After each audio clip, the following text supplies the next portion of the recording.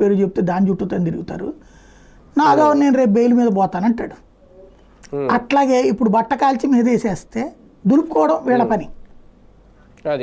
ప్రతీకార రాజకీయాలకి పరాకాష్ట వ్యవస్థ ఇది, అంతకు మించి మరి ఏముండదు ఇందులో. అంటే మన వర్ర రవీంద్ర రెడ్డి అరెస్ట్ తర్వాత ఒక వాంగ్మూలం చేసి అందులో ఏదో కొంతమంది సోషల్ మీడియా పేర్లు రాసి పెట్టారు. దానికి ఆధారం ఉందా లేదా అంటే ఇంకా ఆ వాంగ్మూలమే ఆధారం అవదా? అదేనేది వాంగ్మూలాలని ఆధారాలుగా పెట్టుకునేటట్టయితే ఎవరితోనైనా ఇప్పుడు వాళ్ళలో ఒకరిని మనం మన ఇష్టం వచ్చినట్టు రాసుకోవచ్చు. అసలు నేరం ఏంటి అనేది కదా లెక్క. నేరం ఏంటి? నువ్వు ఒక తప్పు చేసిన దానికి ఆధారం. ఇప్పుడు ఇందులో చూపెట్టింది ఏంటి? నిన్నటి కేసు డ్రగ్స్ గంజాయితో ఎవరో పట్టుబడ్డారు. ఆ పట్టుబడ్డ అతను సోన్సు అతని పేరు చెప్పాడని పట్టుకున్నాడు. తప్పు లేదు, గంజాయిని పట్టుకోవడంలో తప్పు లేదు.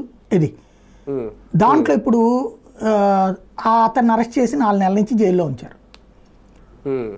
తర్వాత ఏం చేయాలి? పోలీసులు అరెస్ట్ చేశాక ఇతనే అతనికి చెప్పాడు అనడానికి, ఇతని నుంచి అతనికి వెళ్ళిన ఫోన్ కాల్స్, ఇతనితో అతను మాట్లాడిందో లేదా ఈ గంజాయి ఇతను ఎక్కడి నుంచి పట్టుకొచ్చాడు మూలం అది కదా. గాల్లో నుంచి గంజాయి రాదు కదా.